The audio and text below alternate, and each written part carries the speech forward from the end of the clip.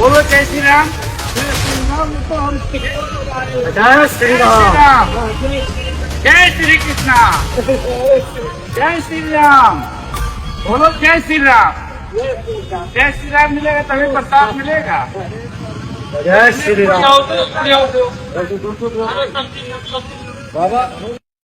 ଆପଣମାନଙ୍କୁ ପ୍ରତ୍ୟେକଙ୍କୁ ନମସ୍କାର। ଆଉ ଗୋଟେ ଭିଡ଼ିଓକୁ ମୁଁ ସ୍ୱାଗତ କରୁଅଛି। ଜୟ ଶ୍ରୀରାମ ନ କହିଲେ ଆମେ ତୁମକୁ ଖାଇବାକୁ ଦେବୁ ନାହିଁ। ଆପଣ ତ ଅଲରେଡ଼ି ଭିଡ଼ିଓ କ୍ଲିପ୍ ଆପଣ ଦେଖିଲେ। ଭିଡ଼ିଓ କ୍ଲିପ୍ ଦେଖିକି ଆପଣ ନିଶ୍ଚୟ ବୁଝି ସାରିଥିବେ। ଆଉ ଏଠାରେ ଯେଉଁ ନାଲି ଗାମୁଛା ପକାଇଥିବା ବ୍ୟକ୍ତି ଜଣକ ଅଛନ୍ତି, ଆଉ ସିଏ ଜଣାପଡ଼ୁଛି ତାଙ୍କୁ ଦେଖିଲେ ଜଣେ ବଜରଙ୍ଗ ଦଳର ବ୍ୟକ୍ତି ବୋଲି ବା ବଜରଙ୍ଗ ଦଳର ନେତା ବୋଲି ଜଣାପଡ଼ୁଛି। ଆଉ ତାଙ୍କ ସାମ୍ନାରେ ଠିଆ ହୋଇଛନ୍ତି ଜଣେ ବୃଦ୍ଧ ଲୋକ, ବୃଦ୍ଧ ମୁସଲମାନ ବ୍ୟକ୍ତି। ତାଙ୍କୁ ସେ ଜୟ ଶ୍ରୀରାମ କହିବା ପାଇଁ ପୁରା ବାଧ୍ୟ କରୁଛନ୍ତି। ତୁମେ କୁହ, ତାହେଲେ ଆମେ ତୁମକୁ ଖାଇବାକୁ ଦେବୁ। ତୁମେ ଜୟ ଶ୍ରୀକୃଷ୍ଣ କୁହ, ତାହେଲେ ଆମେ ତୁମକୁ ଖାଇବାକୁ ଦେବୁ। ତେବେ ଆଜିର ଭିଡ଼ିଓକୁ ନେଇକି ଆମେ ଦୁଇଟି ପଏଣ୍ଟକୁ ନେଇକି ଆମେ ଆଲୋଚନା କରିବା। ଆଉ ତେଣୁ ପ୍ରିୟ ବନ୍ଧୁଗଣ, ଭିଡ଼ିଓକୁ ଆପଣ ଦେଖୁଥାନ୍ତୁ। ତେବେ ମୋର ପ୍ରଥମ ବିଷୟ ହେଉଛି, ଏଠାରେ ଯେଉଁଭଳି ଘଟଣା ଘଟୁଅଛି, ଏ ଘଟଣାକୁ ଦେଖି ମନେ ପଡ଼େ ଧର୍ମ ପରିବର୍ତ୍ତନ କଥା। ପ୍ରକୃତରେ ଧର୍ମ ପରିବର୍ତ୍ତନ କରୁଛି କିଏ? ବିରୋଧୀମାନେ ଆପଣମାନେ ଜାଣିଥିବେ। ଆଉ ସେମାନେ ଖ୍ରୀଷ୍ଟିଆନମାନଙ୍କ ଉପରେ ଆରୋପ ଲଗାନ୍ତି ଯେ ତୁମେମାନେ ଟଙ୍କା ଦେଇକି ଧର୍ମ ପରିବର୍ତ୍ତନ କରିଦେଉଛ, ଚାଉଳ ଦେଇ ଧର୍ମ ପରିବର୍ତ୍ତନ କରିଦେଉଛ, ଆଉ ତୁମେ ଲୋକମାନଙ୍କ ମାଇଣ୍ଡ ୱାଶ୍ କରୁଛ, ସେମାନଙ୍କୁ ଭୟଭୀତ କରେଇକି ଧର୍ମ ପରିବର୍ତ୍ତନ କରୁଛ। କିନ୍ତୁ ସେ ସମସ୍ତ ବିଷୟରେ ସେମାନେ ପ୍ରମାଣ ଦେଇପାରନ୍ତି ନାହିଁ। ଯିଏ ବି ଧର୍ମ ପରିବର୍ତ୍ତନର ଆରୋପ ଲଗାଏ, ଆପଣ ତାକୁ କୁହନ୍ତୁ ପ୍ରମାଣ ଦେ ବୋଲି, ମୁଁ 100% ଗ୍ୟାରେଣ୍ଟି ଦେଉଛି ସେ କେବେ ହେଲେ ବି ପ୍ରମାଣ ଆଣିନଥିବ। ତା ପାଖରେ ପ୍ରମାଣ ନାହିଁ। ସେ କେବଳ ଶୁଣି ଶୁଣି ସେ ସମସ୍ତ ବିଷୟ କହୁଥିବ।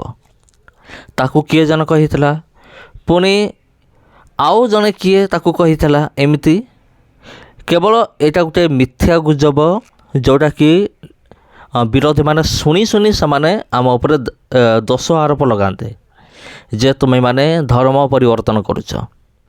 କିନ୍ତୁ ସେ ସମସ୍ତ ବିଷୟରେ ପ୍ରମାଣ ଦେଇପାରନ୍ତି ନାହିଁ। ଆଜି ପର୍ଯ୍ୟନ୍ତ କୌଣସି ବି କୋର୍ଟରେ ପ୍ରମାଣିତ ହୋଇନାହିଁ ଧର୍ମ ପରିବର୍ତ୍ତନ ଖ୍ରୀଷ୍ଟିଆନମାନେ କରୁଛନ୍ତି ବୋଲି। ସେ କଥା ଛାଡ଼ନ୍ତୁ, ଅନ୍ଧଭକ୍ତମାନଙ୍କୁ ଯେତେ ବୁଝେଇଲେ ବି କିଛି ଲାଭ ନାହିଁ।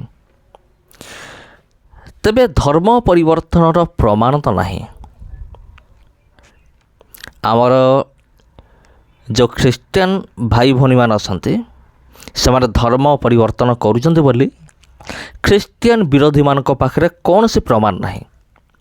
କିନ୍ତୁ ଏଇ ଜାଗାରେ ଆମେ ଧର୍ମ ପରିବର୍ତ୍ତନର ଗୋଟେ ପ୍ରମାଣ ଦେଖୁଛୁ। ଜଣେ ବ୍ୟକ୍ତି ଡାଇରେକ୍ଟ ନହେଲେ ବି ଇନଡାଇରେକ୍ଟଲି ସେ କହୁଛନ୍ତି ତୁମେ ହିନ୍ଦୁ ହୁଅ, ତୁମେ ଜୟ ଶ୍ରୀରାମ କୁହ, ତୁମେ ଜୟ ଶ୍ରୀକୃଷ୍ଣ କୁହ। ତା ମାନେ କ'ଣ? ତୁମେ ହିନ୍ଦୁ ହୁଅ। ତୁମେ ତାଙ୍କୁ ଜୋର ଜବରଦସ୍ତି କରାହେଉଛି, ନହେଲେ ଆମେ ତୁମକୁ ଖାଇବାକୁ ଦେବୁ ନାହିଁ।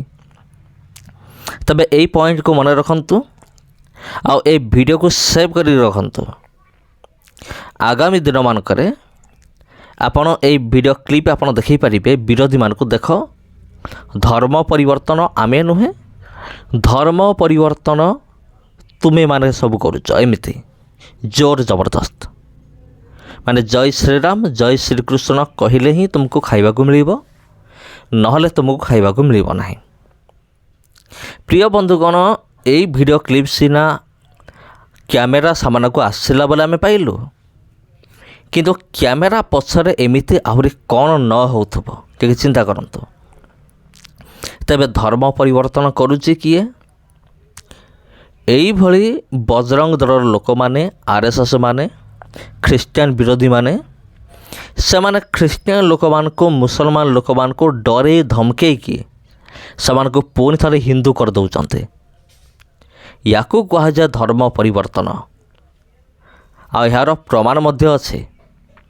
କିନ୍ତୁ ସେମାନେ ଯେଉଁ ଆମ ଉପରେ ଆରୋପ ଲଗାନ୍ତି ଯେ ତୁମେମାନେ ସବୁ ଧର୍ମ ପରିବର୍ତ୍ତନ କରାଉଛ, ତା'ର ପ୍ରମାଣ କିନ୍ତୁ ସେମାନେ ଦେଇପାରନ୍ତି ନାହିଁ। କିନ୍ତୁ ଆଜି ପର୍ଯ୍ୟନ୍ତ ଗୁଜବ ହେଇକି ଅଛି।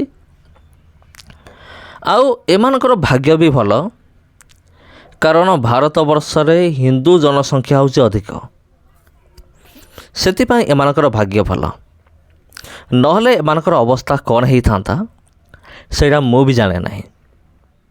ଏଇଟା ଗଲା ପ୍ରଥମ ପଏଣ୍ଟ। ମୋର ଦ୍ୱିତୀୟ ପଏଣ୍ଟ ହେଉଛି ଯେ ଏମାନେ ଯେଉଁ କହନ୍ତି ଯେ ଦେଖ ସେମାନେ ହିନ୍ଦୁ ଧର୍ମ ଛାଡ଼ିକି ଅନ୍ୟ ଧର୍ମକୁ ପଳାଇଲେ, ସେମାନେ ଆମ ମହାନ ସନାତନ ଧର୍ମକୁ ଛାଡ଼ିଦେଲେ। ଆରେ ତୁମ ଧର୍ମରେ କିଏ ରହିବ? ଏମିତି ଯଦି ପୋକ ମାଛି ପରି ବ୍ୟବହାର କରିବ ଅନ୍ୟମାନଙ୍କୁ, କିଏ ରହିବ ତୁମ ଧର୍ମରେ? ଯଦି ଜୋର ଜବରଦସ୍ତ କରିବ। ଆଉ ଲୋକମାନେ ବି ଦେଖୁଛନ୍ତି ଯେ ମୋର ଏଇ ଧର୍ମରେ ମୋତେ ଶାନ୍ତି ମିଳୁନି, ମୋ ଠାରେ କୌଣସି ଶାନ୍ତି ନାହିଁ, ଆଉ ଅନେକ ପ୍ରେସର ମୋ ଉପରେ ଅଛି। ମୁଁ ଯଦି ଅନ୍ୟ ଧର୍ମକୁ ପଳାଇବି, ଅର୍ଥାତ୍ ମୁଁ ଯଦି ଯୀଶୁଙ୍କ ପାଖକୁ ଯିବି କିମ୍ବା ମୁଁ ଯଦି ମୁସଲିମ ହେଇଯିବି, କାଳେ ମୋ ଭିତରେ ଶାନ୍ତି ଚାଲି ଆସିବ କି? ପ୍ରଭୁ ଯୀଶୁଖ୍ରୀଷ୍ଟ ନିଜେ ମଧ୍ୟ କହିଲେ, ମୁଁ ଜଗତକୁ ଶାନ୍ତି ଦାନ କରି ଯାଉଅଛି। କିନ୍ତୁ ଜଗତ ଯେମିତି ଶାନ୍ତି ଦାନ କରେ ସେମିତି ନୁହେଁ, ମୋ ନିଜର ଶାନ୍ତି ମୁଁ ତୁମକୁ ଦାନ କରୁଅଛି। ତେବେ ପ୍ରଭୁ ଯୀଶୁଖ୍ରୀଷ୍ଟ ଦେଇଥିବା ଶାନ୍ତି, ଜଗତ ଦେଇଥିବା ଶାନ୍ତି, ଦୁଇଟା ଭିତରେ ବହୁତ ଫରକ ଅଛି। ଆଉ ଯୀଶୁ ଦେଇଥିବା ଶାନ୍ତି ପ୍ରକୃତ ଶାନ୍ତି।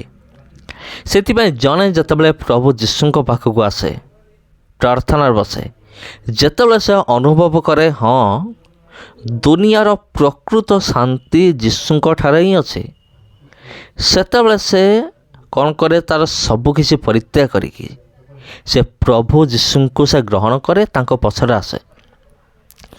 ତାପରେ କ'ଣ ହୁଏ? ତା ସହିତ ତା ଘର ଭାଙ୍ଗି ଦିଆଯାଏ, ତାକୁ ପିଟା ହୁଏ, ମରା ହୁଏ, ଗାଁରୁ ବାସନ୍ଦ କରିଦିଆ ହୁଏ।